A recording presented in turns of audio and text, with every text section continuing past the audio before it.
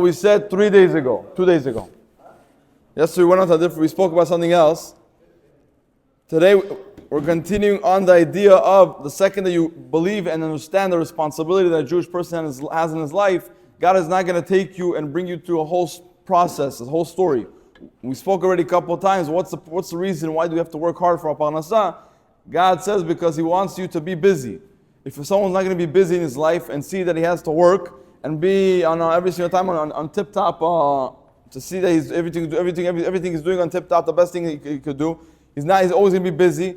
He's not going to have time to put his head in different things to throw off, to think about different things, all different type of things. That he's going to lose himself from the actual source, from the main point.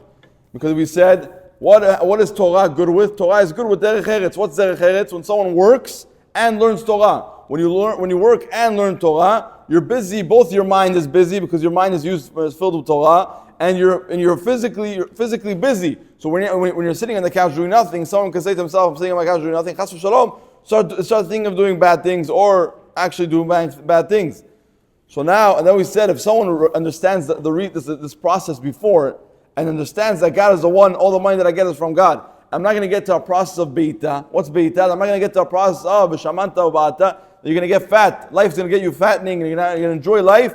And through enjoying life, what are you going to do? When Jewish people get fat and enjoy life, when they're in America, what happens? They kick God. That's it. We don't. Forget about it. I don't need. I make them. Who made this million? I'm in charge of the million that came into my pocket. But when someone understands this before, he does not have to go to do. He's gonna have to. Parnasah is not going to be easy, but it's going to be less hard than what it could be. And it brings over here an example. It says, and to this, it says in the Torah, "Ve'im bezot lo tishmeu li, ve'alachtem imi bekeri, ve'alachti imachem b'machamat keri." Where is this written? In Bechukotai, right? In the curses over. So he said, if you the Jewish people. No, זה בפרשה עצמו. This is the actual parasha. If you go with me, Kerry, what does it go with me, Kerry? God does not leave go of any Jew. Kadosh Baruch Hu loves every single Jew. Both of them have the curses. So over there, and it's mentioned over there, Perek Chavav.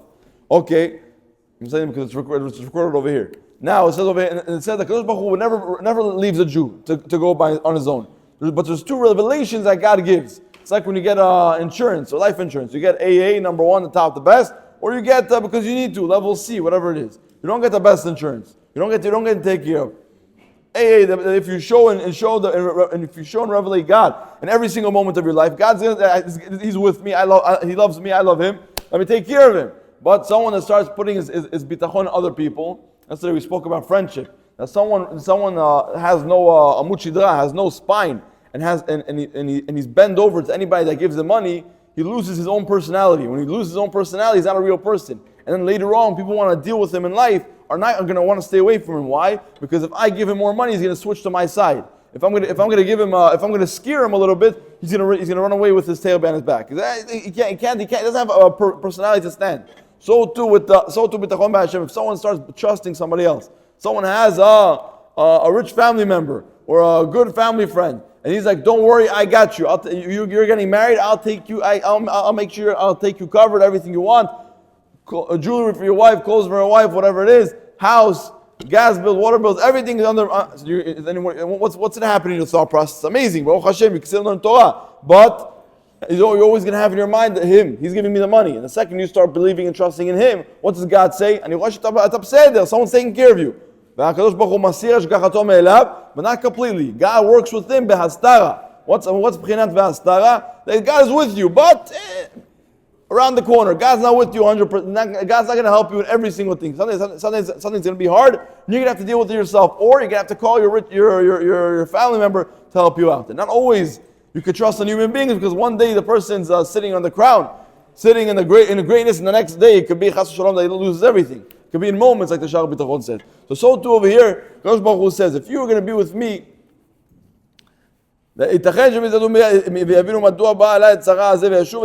sometimes someone can have something bad in his life. a tragedy. And if he's chacham enough berosho, he's smart, or he understands that he did until now something wrong, and now he's going to change his perspective and say, okay, I have to do, something over here is wrong, I have to go back in the right path. Baruch Hashem, God said, what I did was right. He woke up on what he did. But if this person is going to forget about it, what's the words? You went with me, Keri, belashon mikre. You came with me in belashon mikre. Oh, what happened over here, this tragedy? It's nature. Nature happens as someone that makes a lot of money, he also loses a lot. Or chas shalom, as someone's health goes down. Mentioning something, if we're mentioning health, Morai ve'Rabotai, have in your tefillot, the Rabbi of Beersheba. The Rabbi of Beersheba is a great Rabbi, Rav Yehuda Deri. The Rabbi is added to his name Raphael. He should have refuah shlema. His name is, have it in mind, your tefillot is very, very important. He's supposed to be, there's in the how you call it, bchirot, in the voting for the next chief rabbi. He's one of them. It's or Rav David Yosef or Rav Yehuda Deri. He's a very, very great rabbi. His name is Rabbi Raphael Yehuda ben Esther. He's the brother of Arida, yes. He's the rabbi of Beersheba. If we're mentioning people who are sick, have him in mind in your prayers. He's a great rabbi. He did great for the Jewish people and his Torah. Now, back regarding if something bad happens to someone, and he says that this happened often mikre, it happened in a way that it happens to people. What does God tell him? What does God tell him over here? אבל ייתכן שלא יזדעזע ולא יבין שנשלח אליו ברמז מהשמיים, והוא יחשוב שמדובר בקרי, במקרה בעלמא. It happens, and it's בדרך דעלמא, in the way of the world. מקרה כזה הוא לא יותיר לו הקדוש ברוך הוא ברירה כביכול, ובמקום הרמז הקל וישלח אליו רמז קשה ביותר בחמת קרי. That if you're not going to go with God in the way, and God's going to try to wake you up. Listen, I give you a small slap in the face. Wake up on your life, and you're going to tell him, maybe, it happens, nature, da da da. You're going to get a wachad boom in the face to wake up and to understand that what happened over here is not for no joke. God's trying to wake you up, and I want to bring the story that we brought one time also. Danny for sure remembers the story with the lady. A lady, she used to wake up in the morning. She woke up in the morning and she started having calcium in her eyes, and rocks, and it's like little rocks in her eyes, and it's hard to open, hard to see.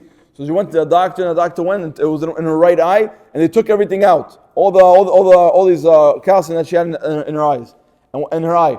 After a while, what happened? It moved on to the next eye. The doctor comes and says, "I can take it out, but it's going to keep on going. There's a problem here from the assault, there's a bigger problem here."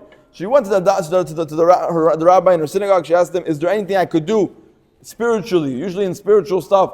So he told her, I'm not a Baba, I cannot help you with different mystical things, but I can tell you that everything we do has something corresponding in our spiritual life. So he told her that what I know that when you cannot touch your eyes, when you're not allowed to touch your eyes, in the morning when you wake up you have tuwach tuma on your fingers, on the ends of your fingers, and you have to what? Wash your hands. What? When you do it after Nitilat Yadayim, then you can touch your eyes. So she says, I was never makpid, and I never cared about this. I wake up in the morning, probably I'll make a coffee, maybe after I'll wash my hands. It wouldn't be like, she's like, I'll brush my teeth, and after, maybe later wash my hands. It wasn't something that she cared about. He's like, try to be makpid, try to watch, to do this point exactly to every single morning, wash your hands. And be'emet, she washed her hands in 3 months, she came to the rabbi 3 months after, and she said, no, it didn't happen to me, Baruch Hashem. So we see that everything in our spiritual life has a connection with our physical life. Baruch Adonai L'olam. Amen. Amen.